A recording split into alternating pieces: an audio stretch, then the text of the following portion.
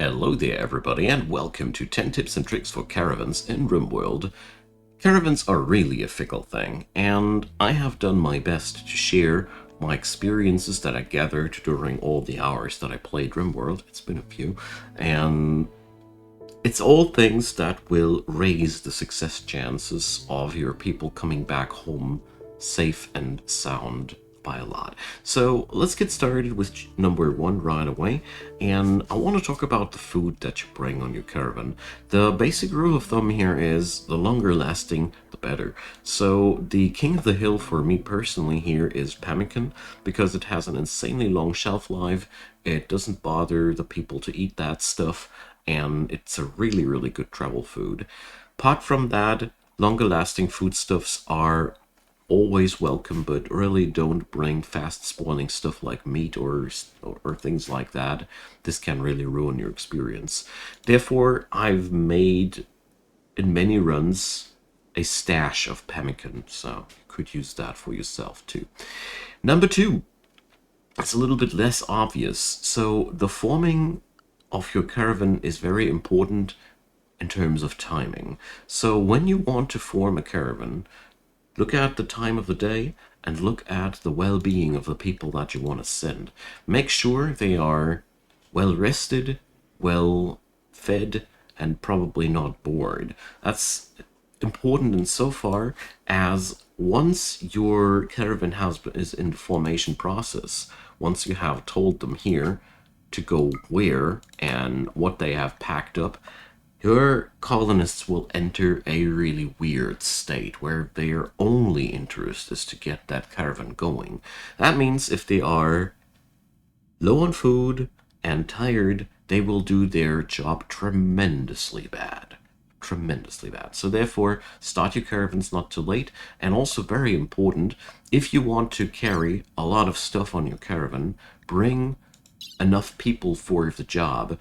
It goes even as far as you could or should, even in a larger scenario where you only send like 3 people for a large haul, it pays off to get those people into the caravan at the beginning to help packing everything, and then remove them during the process when they're mostly done with hauling the stuff on the animals. Because my experience is most of the time when my caravans get stuck and don't move off the map, I bet many of you know the problem, that they're just dancing around the caravan spot. Somebody's lying on the ground, sleeping, the next one is going insane and tries to murder your caravan animals. It all happens. This is one of the ways to avoid that, by just making sure that the people are prepared, well rested, and there's enough people to get the job done, so the caravan doesn't need 20 hours to get packed up. Especially important when you want to send a lot of trade goods, especially small trade goods that need a lot of back and forth hauling. So, number 3, I want to talk about your medical well-being in terms of the caravan formation. So there's a couple of things that are really important. Number 1, bedrolls are really cool to have. They are nice to have, but not that important, but mostly important for immunity gain when people grow ill on a caravan. Therefore, pays off to have a few of these.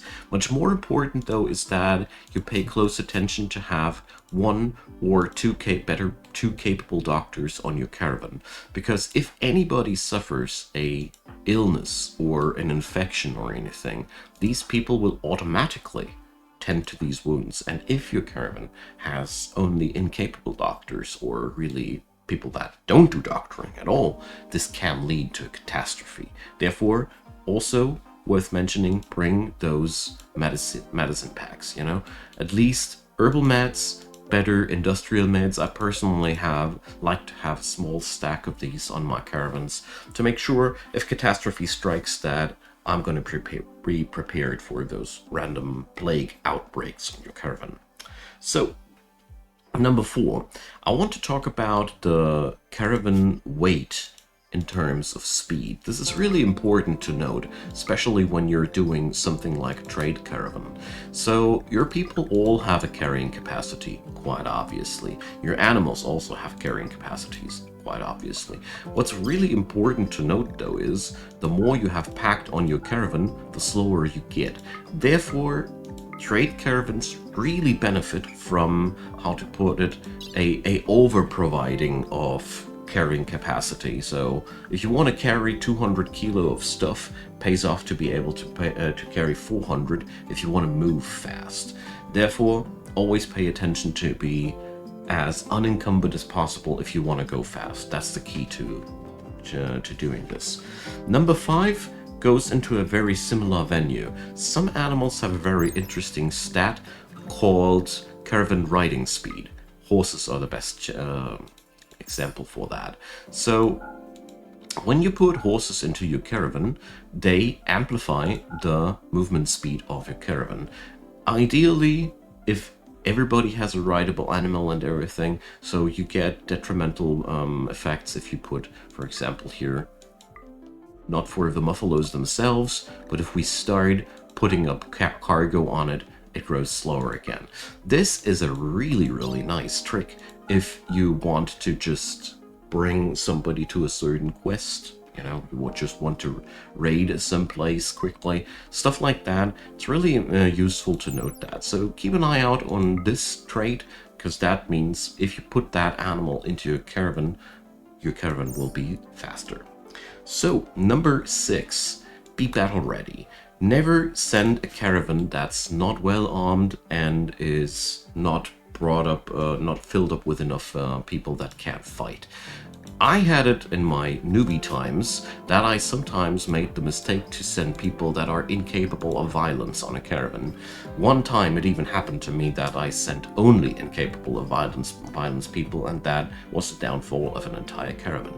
I'm a big fan for caravans to bring ranged weapons and or melee weapons. If you want to go for ranged exclusively, I highly recommend you to bring something like revolvers, shotguns, anything that has a high damage per bullet, low range and high firing speed, because sometimes you just get assaulted by animals or melee tribals. There's a wide variety of different enemies, and it pays off to be prepared for long and short range engagements. So be prepared for everything. My personal golden rule is to send at least 3 to 4 people if I want to guard something, and 2 people are okay if the caravan doesn't carry too much of value. Number 7, really important to note, winter. Winter makes your caravans slow. When you're traveling while it's winter, you have an automatic debuff on your traveling speed. Every caravan travels slower during winter. That means when you're planning your caravans, keep that on your sights, especially when you're doing trade quests or stuff like that. I personally try to avoid traveling during winter entirely, because there's another very important thing. When it's winter, your people need to have the gear for those temperatures on the map grid that they are traversing through. That means only because your clothing is suited for home, that doesn't mean that you can go everywhere you please, especially during winter. It's very important that you mind these things, otherwise you will suffer frostbite if you're unlucky. So, number 8, map threats. So, it's really important to note that mechanoid clusters and everything that's just sitting around stationary on your map, like these crashed ship parts and stuff, are always a problem for your caravans, because you don't have any say in where does my caravan leave the map and where does my caravan re-enter the map. While during the leaving part, you can cheat a little bit by just selecting the people that form the caravan, and the moment they are ready to just go, you notice that they're setting up their path to the map's end, and you don't like where they're going, you just draft them for a second and then you undraft them. If you're lucky, sometimes they choose a different path to leave the map from, so you can shuffle that a little bit. But when it comes down to where they enter the map, wild things can happen. So if you want to do caravaneering, ideally I recommend you to take good control of mech clusters, insectoid spawns, whatever, because it really can ruin your day. The very least you need to do is to control the moment when your caravan re-enters the map closely, especially when you come with caravan animals. That can be a very, very tricky and finicky task. So, number 9, another really interesting thing that will only happen to you when you're doing longer caravans is boredom. So, if people are on the road for a very, very long time, recreation suffers. You can avoid that by bringing hoopstone rings, games of Ur, these things, and whenever your people are extremely bored, the next time they get attacked somewhere or forced on the map itself, just pack out that hoopstone ring, just search where it is on your pack animals, and set it up for a couple of hours, let everyone have a playtime, and recreation is filled again. If you forgot to bring one, well, most of the time there's trees around. Sometimes you can even go as far as bring some stone blocks by deconstructing something. There's basically always ways and means to build one of these things, and the game forces you on maps quite often, and that's a way how to play around that. So, number 10, one last really important thing to note.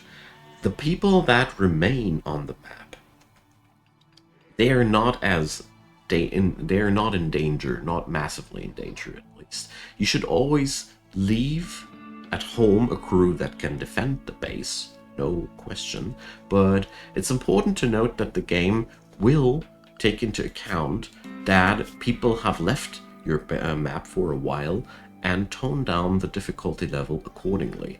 Basically, every person has value and or wealth for experienced players, and the gist of it is the higher the wealth of your colony, the more urge the storyteller AI has to destroy and punish you. Therefore, when your caravan is carrying away all the valuable things from your colony, the remaining people will most likely get a very, very soft attack, and it's even something to play around with. If you notice that you have accumulated too much wealth on your map, you can just caravan it away and the AI won't attack you as hard. Either way, I really want to emphasize it that you don't need to be scared that the remaining people will get overwhelmed by outside forces while the caravan is on the road. The game is actually really trying to give you a challenge that's fitting to the size of the remaining crew. So I guess there's more things I could talk about. Let me know in the comment section what you guys thought about this video. I also made a caravan guide a while ago. I might think it's a little bit outdated. Let me know what you guys think. If I need a new one, I'd really be glad to do this since it's a couple of years old now. So, thumbs up on this video would be very appreciated. There's also the option to subscribe to this channel. I do a lot of gaming info videos of all manner of different topics, and I'd be really, really delighted to have you. So, that being said, I hope you had a great time, I hope you have a great day, and see you guys next time.